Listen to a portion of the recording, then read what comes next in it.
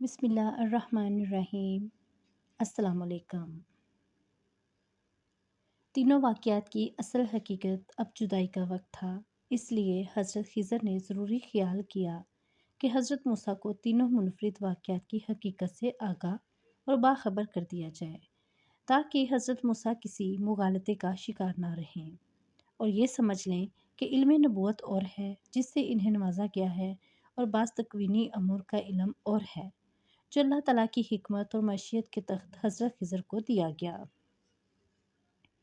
اور اللہ تعالیٰ کے تفویض کے کردہ اس علم کے مطابق انہوں نے ایسے کام کیے جو علم شریعت کی روح سے جائز نہیں تھے، اور یہی وجہ تھی کہ حضرت موسیٰ باوجود وعدے کے خاموش نہ رہ سکے تھے۔ دراصل انہی تکوینی امور کے انجام دہی کی وجہ سے اہل علم کی اکثریت کی رائے ہے کہ حضرت خضر انسانوں میں سے نہیں تھے۔ اب حضرت خضر نے تینوں واقعات کی وجہ بتانی شروع کی، جسے سورہ کہف میں یوں بیان کیا گیا ہے۔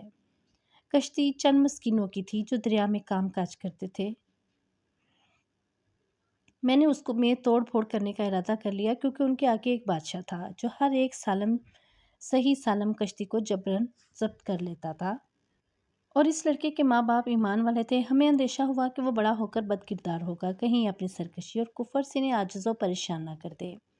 اس لیے ہم نے چاہا کہ انہیں ان کا پروردگار اس کے بدلے اس سے بہتر پاکیزگی والا اور اس سے زیادہ محبت و الفت والا بچہ عنایت فرمائے۔ دیوار کا قصہ یہ ہے کہ شہر میں 2 یتیم بچے ہیں جن کا خزانہ ان کی اس دیوار کے نیچے دفن ہے۔ ان کا باپ بڑا نیک شخص تھا، تو تمہارے پروردگار نے چاہا کہ وہ بچے اپنی جوانی کو پہنچ جائیں اور اپنا یہ خزانہ نکال لیں۔ یہ تمہارے پروردگار کی مہربانی ہے، اور یہ کام میں نے اپنی مرضی سے نہیں کیے، اور یہ تھی اصل حقیقت ان واقعات کی جن پر تم سے صبر نہ ہو سکا۔ اللہ کے علم و فضل کی کوئی انتہا نہیں۔ حضرت ابی بن کعب سے مروی ہے کہ حضرت موسیٰ جب حضرت خضر سے ملے اور علم سیکھنے کے لیے ساتھ سفر کرنے کی خواہش کا اظہار کیا تو حضرت خضر بولے کہ تم میرے ساتھ صبر نہیں کر سکو گے۔ اے موسیٰ، مجھے اللہ نے ایسا علم دیا ہے جسے تم نہیں جانتے، اور تمہیں جو علم دیا ہے اسے میں نہیں جانتا۔ اس پر حضرت موسیٰ نے کہا کہ خدا نے چاہا تو آپ مجھے صابر پائیں گے، اور میں کسی بات پہ آپ کی نافرمانی نہیں کروں گا۔ پھر دونوں دریا کے کنارے پیدل چلے اور ایک کشتی میں سوار ہو گئے۔ اتنے میں ایک چڑیا آئی اور کشتی کے کنارے پر بیٹھ گئی۔ پھر سمندر میں اس نے 1 یا 2 چونچیں ماری۔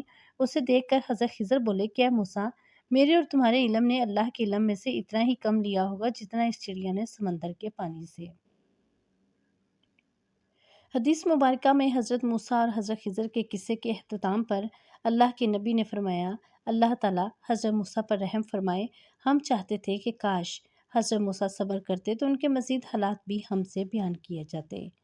خضر کے معنی سرسبز۔ حضرت ابو ہریرہ سے روایت ہے کہ نبی کریم صلی اللہ علیہ وسلم نے فرمایا، حضرت خضر کا یہ نام اس وجہ سے ہوا کہ وہ ایک سوکھی زمین جہاں سبزے کا نام و نشان بھی نہ تھا، یعنی بنجر زمین پر بیٹھے تھے، لیکن جو ہی وہ وہاں سے اٹھے تو وہ جگہ سرسبز ہو کر لہلہانے لگی۔ خضر کے لغوی معنی سرسبز کی ہیں۔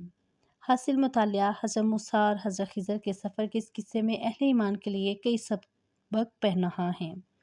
غیب کا علم صرف اللہ تعالیٰ کا ہی ہے۔ ایک جلیل القدر نبی کو اللہ تعالیٰ نے عملی طور پر یہ بتا دیا کہ دیکھو، تم نہیں جانتے کہ اللہ نے کس کو کیا کیا عطا کیا ہے، حالانکہ اللہ چاہتا تو صرف وحی کے ذریعے ہی مطلع فرما دیتا، لیکن اللہ تعالیٰ سمجھا کہ آنے والی نسلوں کے لیے اس بات کا عملی مظاہرہ ہو۔ اللہ رب العزت کا کارخانہ معیشت جن مصلحتوں اور حکمتوں پر چل رہا ہے وہ چونکہ بنی نوع انسان کی نظروں سے اوجھل ہیں، چنانچہ انسان ہر بات پر حیران و پریشان ہو جاتا ہے اور بعض اوقات تو ناشکری و شکایات کے الفاظ ادا کر ڈالتا ہے۔ بظاہر جس چیز میں اسے برائی نظر آتی ہے اسے وہ اپنے لیے غلط سمجھتا ہے، لیکن اگر اس کی حقیقت عیاں کر دی جائے تو اسے احساس ہوگا کہ میرے رب نے تو جو میری بہتری کے لیے مناسب سمجھا وہ کیا۔